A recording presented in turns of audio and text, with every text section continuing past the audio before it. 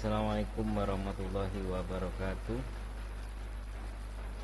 Pada pertemuan ketiga, saya Musta'in dari kelas B20 dengan mata kuliah Usul At-Tarbiyah atau dasar-dasar pendidikan akan menyampaikan materi pada pertemuan kali ini.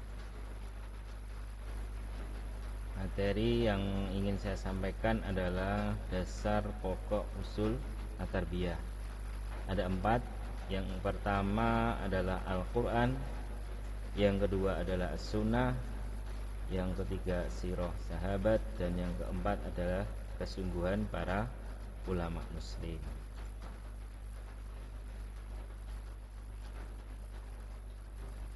Pendidikan Islam bukan didasarkan pada hawa nafsu, bukan juga berdasar pada ideologi yang jauh dari syariat.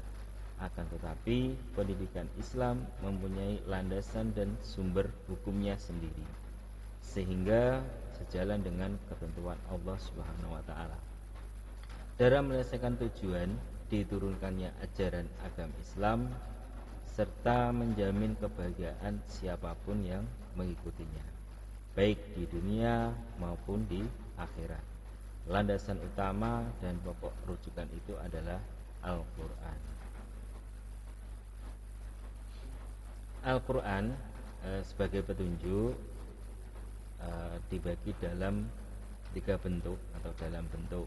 Yang pertama adalah aqidah dan kepercayaan yang harus diikuti oleh manusia. Yang kedua adalah akhlak yang harus dilakukan manusia dalam menjalankan kehidupan. Yang ketiga adalah syariat dan hukum yang harus diikuti oleh manusia, hubungannya dengan Tuhan dan sesamanya.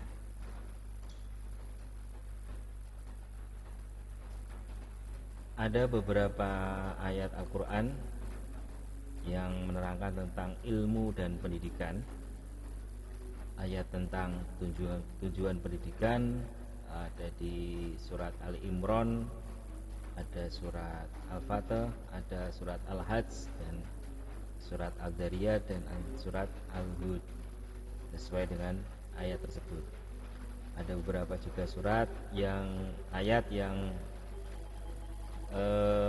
menerangkan tentang metode pendidikan, yaitu di surat Al-Maidah, ada surat An-Nahl, ada surat Al-A'raf, dan surat Al-Ibrahim. Ada surat ayat tentang pendidik, jadi surat ayat Ar-Rahman, ayat Ar-Rahman 1-4, surat An-Najm, surat An-Nahl, dan surat Al-Kahfi. Ada ayat tentang peserta didik dan juga ayat tentang kewajiban belajar mengajar. Ayat Al-Quran tentang pendidik, surat An-Nahl ayat 43-44. Dan kami tidak mengutus sebelum engkau Muhammad melainkan orang laki-laki yang kami beri wahyu kepada mereka, maka bertanyalah kepada orang yang mempunyai pengetahuan jika kamu tidak mengetahui.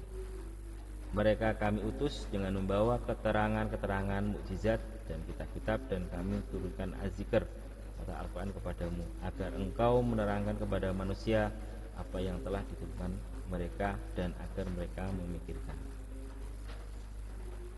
Dan ayat Al-Quran tentang peserta didik, ya ayyuhan nasu qad ja'akumur rasulu bil haqqi min rabbikum fa aminu khairul lakum wa in takfuru fa inna lillahi ma fis samawati wal ardh wa kana Allahu aliman hakim.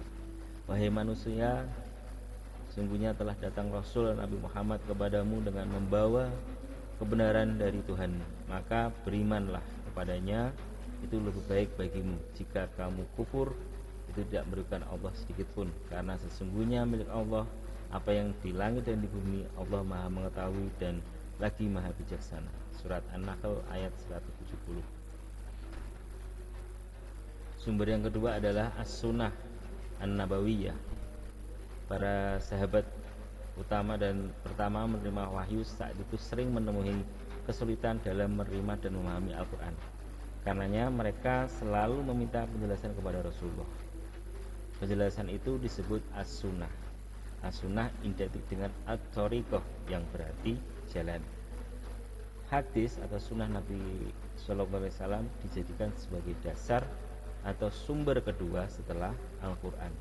Karena hadis yang berarti perkataan, perbuatan atau ketetapannya, melalui as-sunnah Rasulullah menjelaskan dan mempraktikkan segala yang berkaitan dengan akidah, syariah dan akhlak yang ada dalam Al-Quran. Ada dua fungsi penjelasan Nabi SAW, yaitu bayan takkid atau yang menguatkan dan bayan tafsir atau yang memperjelas, merinci, membatasi. Dalam konsep pendidikan, kedudukan as-sunnah mempunyai dua manfaat. Yang pertama, menjelaskan sistem pendidikan Islam sebagai terdapat di dalam Al-Quran dan menerangkan hal-hal rinci yang tidak terdapat di dalamnya. Yang kedua, menggariskan metode-metode pendidikan yang dapat dipraktikkan. Tujuan pendidikan: jadilah orang yang berilmu atau pandai, atau yang belajar, atau orang yang mendengarkan ilmu atau mencintai ilmu, dan janganlah engkau menjadi orang yang kelima, maka kamu akan celaka. Riwayat Baihaqi. Barang siapa yang menghendaki kebaikan di dunia, maka dengan ilmu. Barang siapa yang menghendaki kebaikan di akhirat, maka dengan ilmu. Barang siapa yang menghendaki keduanya, maka dengan ilmu. Riwayat Bukhari dan Muslim. Materi pendidikan: didiklah anak-anak kalian dengan 3 macam perkara, yaitu mencintai Nabi kalian dengan keluarganya, serta membaca Al-Quran, karena sesungguhnya orang yang menjunjung tinggi Al-Quran akan berada di bawah lindungan Allah di waktu tidak ada lindungan selain lindungannya bersama para nabi dan kekasihnya. Rawahu At-Tailami. Sumber yang ketiga adalah Syirah dan Atsar sahabat. Pada masa kekhalifahan Abu Bakar As-Siddiq, Umar bin Khattab, Utsman bin Affan dan Ali bin Abi Thalib saat itu mengalami perkembangan, sehingga sumber hukum selain Al-Quran dan As-Sunnah juga digunakan Asar yaitu perkataan, perbuatan, dan sikap para sahabat. Atsar dapat dijadikan sebagai pegangan, karena Allah Subhanahu wa Ta'ala berfirman dalam surat At-Taubah ayat 100 yang artinya, hai orang-orang yang beriman, bertakwalah kepada Allah, dan hendaklah kamu bersama-sama dengan orang yang benar. Maksud kalimat dari orang yang benar pada ayat itu adalah para sahabat Nabi Muhammad Sallallahu Alaihi Wasallam.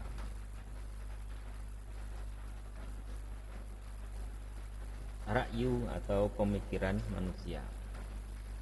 Masyarakat diduniakan selalu dan akan terus mengalami perkembangan dan perubahan, baik pola pikir maupun perilakunya, organisasi dan susunan lembaganya. Begitu dengan lapisan masyarakat, kekuasaan dan wewenangnya. Pendidikan sebagai suatu institusi juga turut mengalami perubahan sesuai perubahan zaman dan tuntutan masyarakat. Dasar hukum yang memboleh penggunaan pemikiran manusia atau ra'yu adalah sebuah hadis percakapan Rasulullah SAW dengan Mu'adz bin Jabal. Ketika itu Mu'adz dan akan diutus di Yaman. Hai Mu'adz, jika engkau diminta memutuskan perkara, dengan apakah engkau memutuskannya? Mu'adz menjawab, dengan kitab Allah, Al-Quran. Maka Rasulullah bersabda, jika engkau tidak mendapati dalam Al-Quran, maka Mu'adz dengan sunnah Rasulullah. Rasulullah bersabda kembali, jika engkau tidak mendapati di situ sunnah Rasulullah, Mu'adz menjawab, saya beristiad dengan pendapatku dan tidak akan kembali atas dasar itulah. Maka ra'yu meliputi istihad, Masya Allah, musyalah dan uruf, adat kebiasaan masyarakat. Jika engkau bisa jadilah seorang ulama. Jika engkau tidak mampu, maka jadilah penuntut ilmu. Bila engkau tidak bisa menjadi seorang penuntut ilmu, maka cintailah mereka. Dan jika kau tidak mencintai mereka, janganlah engkau benci mereka. Umar bin Abdul Aziz. Ijtihad ulama. Ijtihad dapat diartikan sebagai usaha sungguh-sungguh untuk selalu berdasarkan ajaran Islam. Usaha keras dilakukan ketika pada masa tertentu dan di daerah tertentu tidak ditemukan petunjuk yang jelas dari nas Al-Quran ataupun As-Sunnah tentang suatu masalah. Ijtihad sudah dilakukan para ulama sejak zaman sahabat. Namun tampaknya literatur yang ada menunjukkan bahwa ijtihad masih terpusat pada hukum syara. Ijtihad dalam bidang pendidikan sangat penting untuk mengimbangi ijtihad. Dalam bidang fikih, ijtihad dalam bidang pendidikan semakin perlu sebagaimana dilakukan pada fuqaha, sebab ajaran Islam hanya mengatur hal-hal yang pokok saja. Sudah diketahui bahwa Imam Malik, Imam Syafi'i, Imam Hanafi, dan Imam Ahmad bin Hambal telah menghasilkan beberapa produk hukum fikih. Berdasarkan hasil ijtihad mereka, begitu pula beberapa produk ijtihad dalam bidang tafsir dan akhlak. Ijtihad boleh dilakukan didasarkan pada hadis Rasulullah SAW yang diriwayatkan oleh Bukhari, Muslim, dan Amr bin As, yang artinya apabila hakim telah menetapkan hukum kemudian dia berijtihad dan ijtihadnya itu benar, maka baginya 2 pahala. Akan tetapi apabila berijtihad dan ternyata ijtihadnya salah, maka baginya 1 pahala. Marsalah, musalah, dan uruf. Dasar pendidikan hasil pemikiran manusia atau rakyu lainnya adalah marsalah mursalah, yaitu menetapkan suatu peraturan perundang-undangan yang tidak disebutkan dalam nas atas pertimbangan penarikan kebaikan dan menghindarkan kerusakan. Penarikan kebaikan dan menghindar kerusakan bisa diterima selama tidak menyalahi nas Al-Quran ataupun Al-Sunnah dan memang benar-benar membawa kemaslahatan. Selain maslahah mursalah, hasil rakyu adalah uruf, yaitu nilai-nilai dasar istiadat masyarakat.